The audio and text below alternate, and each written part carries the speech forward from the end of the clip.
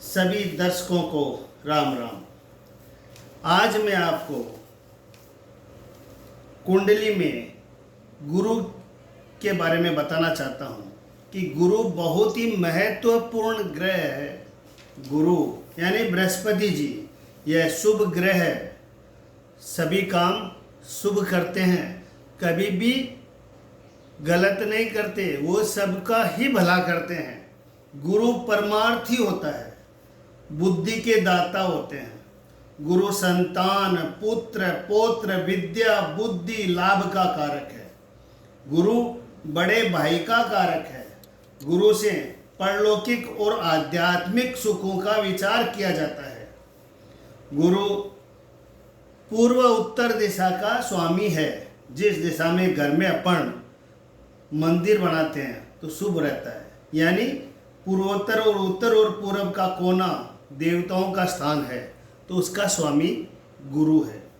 गुरु आपको ज्ञान और विवेक देता है। यह नीति व न्याय का देवता है। गुरु शिक्षा, धन, धार्मिकता के कारक है। यदि आपका गुरु पीड़ित है या नीच राशि में है तो आपको यश नहीं मिलेगा, यानी अपयश के भागी होता है। आर्थिक समस्या रहती है, कर्ज लेना पड़ता है, कर्ज चुकाने में तकलीफ आती है।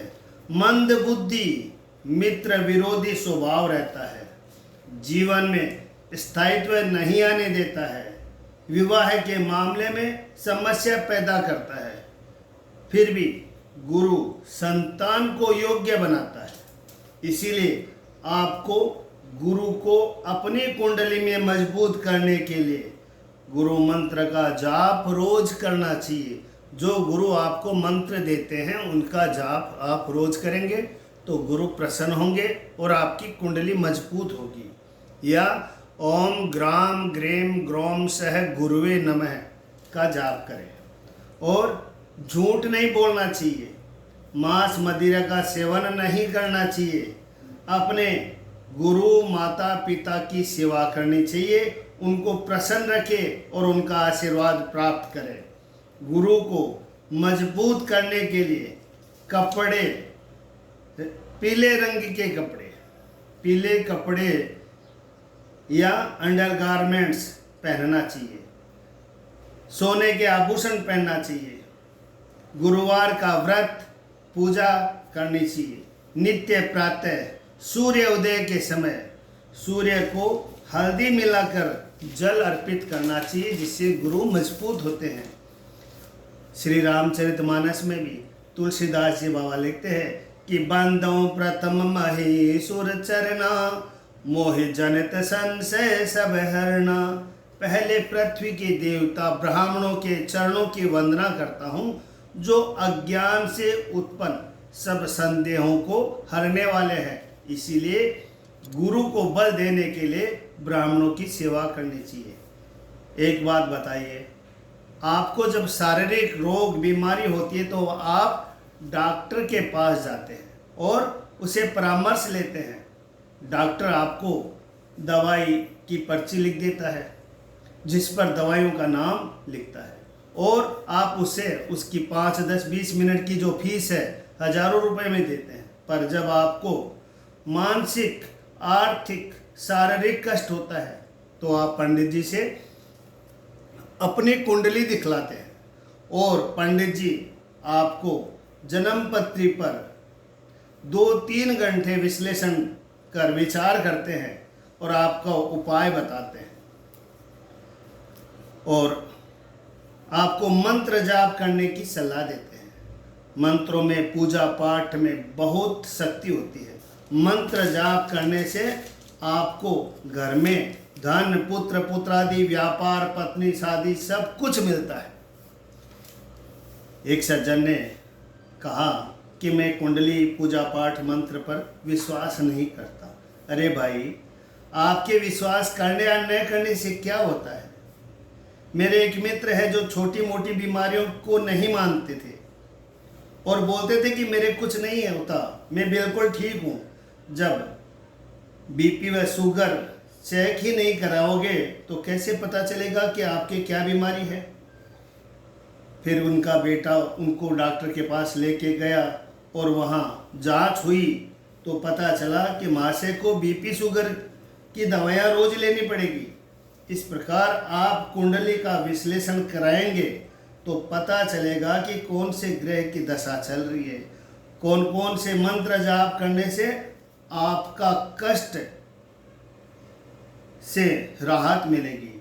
और आपको गुरु अच्छा है, बलवान है, तो आपको ईश्वरीय कृपा से मार्गदर्शित होंगे।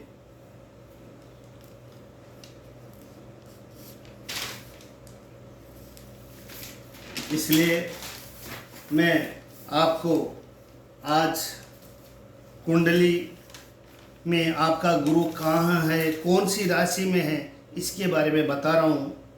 और आपसे यही राय कर देता हूँ कि आप रोज़ सूर्य भगवान के जल चढ़ाएं। यानी कुंडली के 1, 5 और 9 भाव, पहला भाव, 5वां और 9वां भाव, इसके जो स्वामी हैं उनके आप मंत्र जाप करें। और क्योंकि ये आप लगन, इस जो लगन में जो भी राशि है वो आपकी राशि है, आप है, इसलिए आपको मजबूत करने के लिए, लगन को मजबूत करने के लिए जो लगन का स्वामी उसको भी जाप करें। और ये आपके इष्ट देव है, गुरु है। और 5वां घर, जो 5वां राशि, इसमें जो भी राशि है उसका मंत्र जाप करोगे तो आपका इष्ट बलवान होगा। और ये आपका भाग्यगर है। तो 9वें भाव में जो राशि है उसकी आप जाप करोगे मंत्र का तो आपका भाग्य प्रबल होगा। और गुरु है जो सब कुछ देता है, इसलिए आपकी कुंडली में गुरु कौन सी राशि में विराज रहे हैं, 1 से 12 तक राशि होती है। गुरु जहाँ लिखा हुआ है वहाँ पर कौन सी राशि है और उसका क्या फल मिलता है, इसका बारे में आपको बता रहा हूँ कि गुरु यदि जहाँ विराज रहे हैं और वहाँ पर 1 नंबर लिखा हुआ है यानी मेष के गुरु, तो मेष राशि में गुरु हो तो जातक वकील, ऐश्वर्यशाली, तेजस्वी, प्रसिद्ध, कीर्तिमान, विजयी होता है। और जब गुरु जहाँ विराज रहे हैं वहाँ पर 2 नंबर राशि है यानी वृष राशि हो तो जातक आस्तिक, पुष्ट शरीर, सदाचारी, धनवान, चिकित्सक, विद्वान और बुद्धिमान होता है। और जब गुरु कुंडली में मिथुन राशि में हो यानी 3 नंबर राशि में हो तो विज्ञान विशारद, अनायास धन प्राप्त करने वाला, लोकमान्य, लेखक, व्यवहार कुशल होता है। और जब कुंडली में कर्क राशि में गुरु हो तो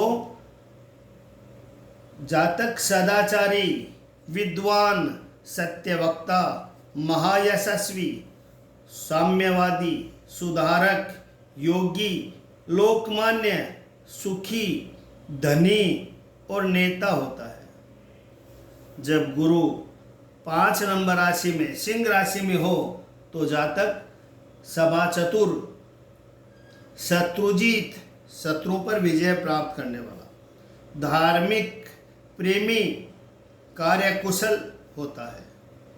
और जब 6 नंबर राशि में गुरु हो यानी कन्या राशि में गुरु हो तो जातक सुखी, भोगी, विलासी, चित्रकला निपुण और चंचल होता है। जब जातक की कुंडली में गुरु तुला राशि में हो यानी 7 नंबर में हो तो जातक बुद्धिमान, व्यापार कुशल, कवि, लेखक, संपादक, बहुपुत्रवान और सुखी होता है। और जब कुंडली में गुरु वृश्चिक राशि में हो यानी 8 नंबर जहाँ लिखा हुआ हो वो वृश्चिक राशि है तो जातक शास्त्रज्ञ, कार्यकुशल, राजमंत्री, पुण्यात्मा होता है।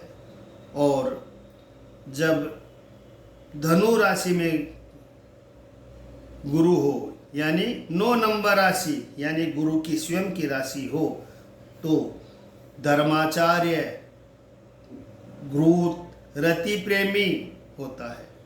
और 10 नंबर राशि यानी मकर राशि में गुरु हो तो द्रव्यहीन, प्रवासी, व्यर्थ, परिश्रमी, चंचलचित्त, घृत होता है। और 11 नंबर कुंभ राशि में गुरु हो तो जातक डरपोक, प्रवासी, कपटी, रोगी होता है। और जब 12 नंबर राशि यानी मीन राशि में गुरु हो तो जातक लेखक, शास्त्रज्ञ, गर्वहीन, राजमान्य, शांत, दयालु, व्यवहार कुशल, साहित्य प्रेमी जातक होता है। इसलिए आप अपनी कुंडली में देखिए कि गुरु कौन से स्थान पर है, और गुरु को प्रसन्न रखने के लिए अपने जो मंत्र बताया उसका जाप करें। भगवान गुरुदेव आप पर प्रसन्न होए और आपको सद्बुद्धि दे। सब कुछ प्रदान करता है गुरु, और गुरु प्रसन्न हो इसके लिए आप श्री रामचरितमानस के पाठ भी करें। श्री रामचरितमानस के पाठ श्रवण करने के लिए इस YouTube चैनल में पूरी रामचरितमानस डाली हुई है।